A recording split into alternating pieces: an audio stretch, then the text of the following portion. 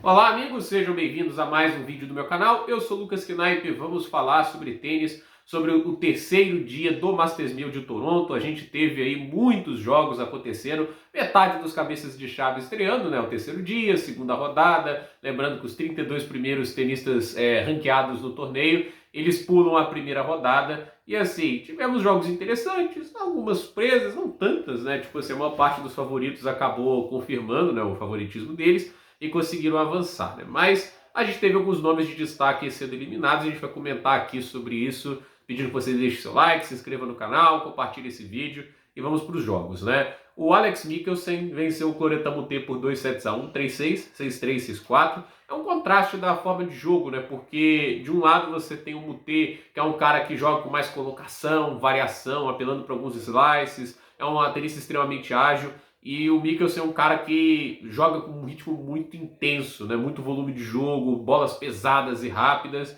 Só que assim, para uma quadradura, né? O jogo do Michelsen, quando ele tem efetividade, ele vai machucar bastante, né? O Moutet. E o Moutet é um cara que, a meu ver, tem muita dificuldade de gerar velocidade nos golpes. E esse peso de bola não ajuda ele, ó, tipo, a usar a velocidade do adversário a seu favor. Então, acabou que o Michelsen, quando ele começou a pegar mais o tempo de bola, ele foi melhorando. Por isso venceu, né? 3-6, 6-3, 6-4.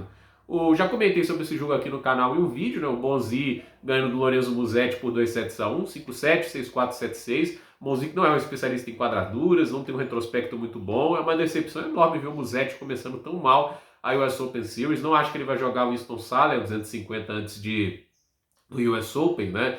E as expectativas minhas para ele no US Open são baixas, porque eu esperava mais do italiano.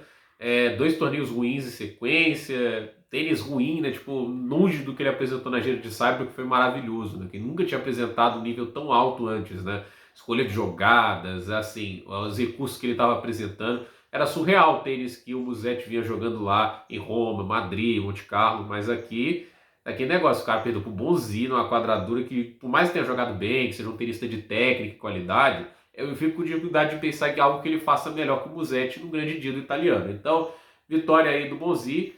A gente teve o Rinderknecht ganhando do Casper Ruud, né? A surpresa não é grande, eu já falei aqui muitas vezes, né? O Casper Ruud não é um tenista muito confiável, ainda mais quando duas coisas no jogo começam a falhar, saque e forehand. O backhand dele nunca foi a arma mais letal do jogo dele, né? O forehand, como ele só bate com muito giro, né? Aí você tem que ter um controle de giro absurdo quando você vai fazer a aceleração, né? Pra você controlar a subida e descida, porque assim, se você coloca a raquete num ângulo muito inclinado, a bola sobe e ela fica curta e alta. Se você coloca ela muito baixa, você pode acabar jogando na rede, entende? Né? Você pode às vezes acabar errando o cálculo e jogando ela também para fora. Então assim, tem todos os elementos que você coloca quando você só fica batendo com topspin, giro alto, cortando a bola o tempo todo, ao invés de bater reto quando surge a oportunidade. E o Casper, ele não faz mudanças técnicas, ele não quer, tá nítido isso. Se ele buscasse, se ele tentaria jogar na grama um pouco mais, ele tentaria trazer algo novo pro jogo dele, ele tenta aperfeiçoar aquilo que fez ele ser bom e colocar ele num ranking muito alto, mas tem um teto, né? Eu acho assim, o retrospecto ruim dele, né, na maior parte da carreira contra o top 10, eu não acho que é chocante, né? Porque sempre me dá a impressão de que dos membros do top 10, até se a gente for estender o top 15, ele é o que tem o menor teto de produção. Porque eu consigo, às vezes, até enxergar um tenista fora do top 20 que num grande dia ganha dele, né? Tipo, se os dois estiverem no melhor dia, acaba ganhando do Ruud. Principalmente pensando em quadradura e quadra... De grama eu não vou nem citar, mas é quadradura, né? Porque até a maior parte da temporada é nela. Então, não é legal esse desempenho do Ruud. E assim, ele tem que agradecer que tem 1000 pontos sustentando ele bem no ranking, porque de resto, né, ele tem 7 vitórias e 5 derrotas pós o título de Madrid. Isso está contando 2 torneios de saibro, né, Roma e Roland Garros. E assim, né, tipo, todo o resto da temporada que teve depois aí, né, tipo, não é legal o retrospecto do Casper. A gente teve também o Holger Rune vencendo o Safira, em jogo complicadinho, mas no final o Rune vence sets diretos, 7-5, 7-6. Ele que teve quebra-frente, né, em alguns momentos ali do primeiro set, né, mas é que negócio, né, tipo, ele teve uma vez, né, aí o Safiri devolveu a quebra, o Rune é uma montanha-russa de emoções, né, o segundo set foi até um set instável para dois tenistas que normalmente não são estáveis, a instabilidade nivelou eles, né, mas de qualquer jeito, né, o Rune consegue uma vitória boa, eu acho que ele vem jogando relativamente bem, né, nada extraordinário, vale lembrar a derrota pro Poprin lá em Toronto, né, eu acho que ela é desanimadora pro Rune, porque ele foi superado em tênis jogado quase que o jogo todo, mesmo ele sendo um cara mais talentoso, entende? As pessoas vão colocar mais expectativa nele do que no australiano, e o australiano foi lá e ganhou dele, e poderia ter feito esses sets diretos se não tivesse perdido tanto breakpoint no primeiro set, né? O Rune, a meu ver, assim, é um tenista habilidoso, mas eu acho que ainda mentalmente deve muito, né? E estrategicamente também. O Félix Auger-Aliassime avança a terceira rodada, venceu o Thomas Martin Etcheverry, né? É um momento bom da temporada do Aliassime, chegou a estar no top 20, agora está quase saindo do top 30. E assim, consegue uma boa vitória contra o Etcheverry, até porque é um confronto que agrada, né? Tipo, o Etcheverry não tem tanta velocidade de golpe para machucar o Aliassime, e isso acaba fazendo aquele negócio, a falta de letalidade que o Aliassime vinha demonstrando, nesse jogo acabou não sendo tanto peso dentro da partida. E com isso, ele acabou vencendo o argentino, mas assim, nada também de muito brilhante apresentado pelo canadense. Né? O primeiro set melhor, mas o segundo set muito parelho, inclusive até com seus riscos. Mas, de qualquer jeito, vitória aí do canadense. O Tommy Paul venceu o Pedro Martínez um duplo 6-2, vitória muito tranquila do Tommy Paul. E eu acho que assim, o Tommy Paul é muito perigoso, principalmente quando ele está acertando aquela devolução do segundo saque. Né? É um jogo que, assim, até que o Pedro Martínez criou 6 chances de quebra, mas o Tommy Paul foi muito decisivo e salvou todas elas. Então, é uma boa estreia para o Paul, que vem sofrendo com as lesões e não vem conseguindo se manter saudável desde tudo o que aconteceu lá em Roland Garros, né, quando estava nas quartas de final. O Stefanos Tsitsipas ganhou do Fabiano Marozsan, 7-6, 6-2. O segundo set do Tsitsipas, melhor set dele em muito tempo. Ele sacou bem, ele jogou bem no segundo saque, ele conseguiu machucar bem nas devoluções de segundo. Foi a melhor partida do Stefanos em muito tempo, que assim, talvez agora, né, ele podendo, obviamente, como podemos dizer, né? Tipo, voltou com o pai dele num ambiente harmônico, ele possa voltar o nível assim, mais ou menos que ele vem apresentando antes, né? Mas sei lá, né? Eu não estou empolgado com o Stefanos Tsitsipas, eu acho que voltar para o pai como técnico é mesmo que voltar para a fórmula que já estava tirando ele do top 10, né? Tipo, ele tentar algo novo sem querer, tipo assim, se dedicar e se esforçar para isso, né? Levou ele muito mais para longe. Eu acho que assim, ele acreditou talvez em fórmula mágica, que só trocar e magicamente colocar ele lá de volta nas posições de destaque dele, né? O Adriano Manarino venceu o Thomas Mahat por 2-0, duplo 6-3. Esse resultado não esperava, mas o Mahat não vem jogando bem, né? Acho que isso tem que ser dito. E o Manarino voltou a ganhar, do nada, né? Eu achei que o Manarino começaria a entrar já no espiral ali próximo de aposentadoria, mas ele vem conseguindo boas vitórias recentemente. Mas assim, esperava mais do Thomas Mahat, porque principalmente em quadras duras rápidas, ele é um cara que tende a jogar bem.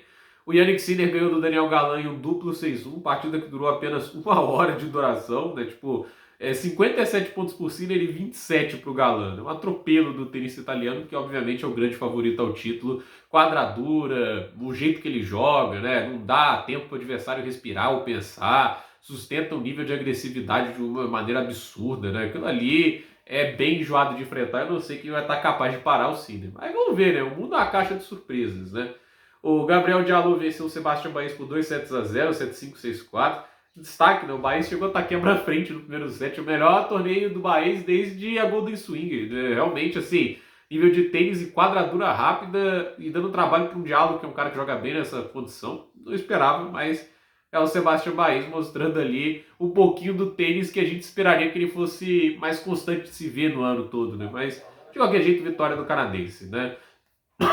Perdão. O Hugo Humbert venceu o Coleman Wong por 2-0, 6-3, 6-4.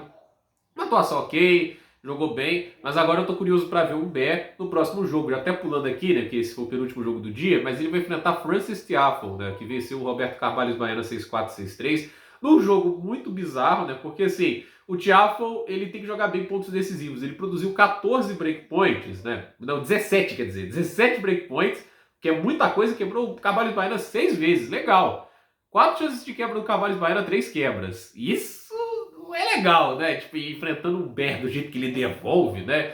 E são tenistas muito parecidos, tá? Quando eu olho, eu paro pra pensar, né? Tipo, eu acho que o Humbert vai mais à rede, né? Eu acho o Humbert um pouquinho mais talentoso, né? Do que em termos de mão para jogar tênis, né? Eu acho que ele tem recursos técnicos mais bonitos, assim. Enquanto eu acho o Tiafoe mais atlético. Mas os dois têm a mesma característica. Dois tenistas talentosíssimos que não exploram nem de perto o talento que tem. São nomes com qualidade para estar no top 10 estabelecidos lá. Para mim, são. Né? Tipo, em termos de talento e recurso, eles estão acima de um Deminauer. Mas em termos de inteligência tática, em termos de estratégia, eles estão muito abaixo de um Deminauer. Então, é aquele negócio. Esse jogo é muito legal, porque é difícil esse jogo ser ruim. É sério mesmo, com o talento que esses dois têm, né? Normalmente eles não entregam jogos ruins. Esteticamente é sempre legal de ver, né? A gente teve o João Fonseca vencendo o Davidovic Fokina na desistência do espanhol. Chegou a ter 7-6, 4-0. Até ali é um jogo que me desanimava, né? Primeiro porque o primeiro set foi apertado. Fokina claramente não jogando em grande energia, né? Tipo, afetado por tantas semanas ali de desgaste intenso. O Fokina jogou Los Cabos, Washington e jogou Toronto, né? Muita gente não lembra quem foi em Los Cabos, no México, quem caiu na estreia, né? Que é até um pouco surpreendente pelo que ele vem jogando recentemente, né? Mas quando eu falo do cara dosar o calendário, mas ao mesmo tempo não dar pausas demais, eu acho que a ideia que o Fokina deveria ter seguido é: jogou o Wimbledon, vai para Washington direto e depois você chegando até a decisão depois daqueles duelos, e visto que não tinha tempo para descansar, né? Se fosse o Masters 1 começando na quarta e não no mesmo dia da decisão ali, pulasse Toronto e aí fosse para Cincinnati, porque aí ele teria uma semana extra para descansar, na verdade quase duas, né? Chegaria muito melhor fisicamente e poderia jogar, isso que eu falo. E assim, a final dele lá em Washington deu muitos pontos no ranking. Para mim, o João Fonseca, gente, tem um paralelo que é diferente, que foi falar para mim: você tá vendo que você tá errado? Olha o Fokina, que seguiu o calendário que você quer para o João. Não é isso. E mesmo que o João jogasse os três, você tem que entender o padrão de resultados. O Fokina é um tenista que está próximo do top 10, pelo menos pelo ranking do ano. Ele é o 12 da temporada. O Fokina chegou em final, oitavas de final, e agora cai na primeira rodada, na segunda rodada por desistência. O João teve primeira rodada em Toronto e agora está jogando a segunda rodada dele. É muito diferente. Você está comparando níveis de tenistas que assim não estão ainda iguais em termos de padrão de resultados. O João, por ser um tenista que ainda não está avançando muito nos torneios, ele deveria jogar isso. Para mim, eu acho que não faz muito sentido esse tipo de analogia, porque você não está comparando gente com padrões de resultados semelhantes. Do mesmo jeito que eu acho assim, Thiem e Del Potro, eles começaram a se arrebentar, isso quando eram tenistas muito tops, quando já ganhavam muitos torneios, quando chegavam longe frequentemente em vários grandes torneios. Então assim, é muito diferente esse tipo de paralelo. Então, é só para deixar aqui claro. Mas o brasileiro avança e vai ter um confronto que eu acho mais acessível do que poderia ser. Tipo, se fosse o Cobolli, era um jogo perigoso. O Cobolli é muito bom, né? Tipo, atlético, ele consegue sustentar bem a agressividade, ia testar a paciência do João. O Tele Santana, eu não vou dizer que ele é fácil de enfrentar, mas a vantagem pro João não é um cara acostumado a duelos físicos muito grandes, teve que jogar até tie-break de terceiro set, e é aquele negócio, ok que ele saca bem, que ele vai trazer dinâmicas de jogo bem distintas, o que pode obviamente trazer um pouco mais de confusão pro João, mas eu acho que em termos de teto de produção ele está bem abaixo do Cobolli. O Cobolli também é muito estável, acabou perdendo esse jogo, né? Vacilou muito, chegou a ter a chance de vencer esse jogo, teve quebra a frente do terceiro e não aproveitou.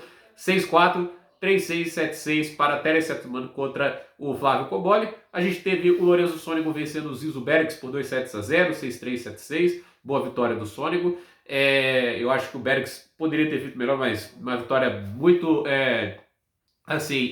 impositiva do Sônego. E assim a gente teve o Taylor Fritz vencendo Emiliano Nava.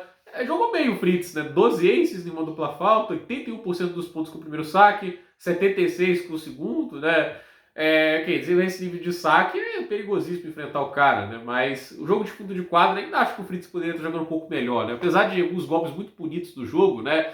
Quanto o Shelton achei ele muito errático, quanto o Fokina também teve momentos muito ruins, né? Tipo, teve um momento ali, tanto no segundo até boa parte do terceiro quanto o Fokina, que jogou muito no fundo de quadra. Agora, ele deu umas osciladas, assim, né? Vamos ver o que o Fritz faz, né? Porque, obviamente, o tenista de um nível muito alto e ele tem conseguido vencer com regularidade, né? Isso ninguém pode falar dele, né? Os últimos torneios dele título, aí caiu na primeira rodada em Queens, que foi talvez um pouco mais fora da curva, e depois título em Eastbourne, semifinal em Wimbledon, quartas de final em Washington, semifinal agora em Toronto. Então, assim, o padrão de resultados do Fritz está bem elevado, né?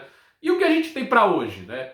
A gente abre o dia com Alex de Minaur contra o Riley Opelka, Francisco Começan enfrentando o Luciano Darderi, Jiri Lehetka enfrentando o Tristan Boyer, Jacob Menzek enfrentando o Ethan Quinn, Leonard Thiem enfrentando o Andrei Rublev, Roberto Bautista Agut enfrentando Cameron Norrie, Adam Walton enfrentando Daniil Medvedev, Alexei Popyrin enfrentando Martin Landalus, Damir Dzumhur enfrentando Carlos Alcaraz, Jenson Brooksby enfrentando Arthur Kazuks, Luka Nardi enfrentando o Denis Shapovalov, Brandon Nakashima enfrentando o Box, o Kachanov enfrentando o Valentin Royer, o o Talon Grigspor enfrentando o Radar Medinovic, Ben Shelton enfrentando o Camilo Hugo Carabelli e o Bazavariri vai enfrentar Alexander Zverev no último jogo do dia. Então, gente, por esse vídeo é isso. Dúvida nos comentários, deixe seu like, se inscreva no canal, compartilhe esse vídeo, deixe seus palpites para os jogos de hoje. Quem que você acha que avança a terceira rodada do Masters 1000 de Cincinnati? Por esse vídeo é isso. Até a próxima, pessoal.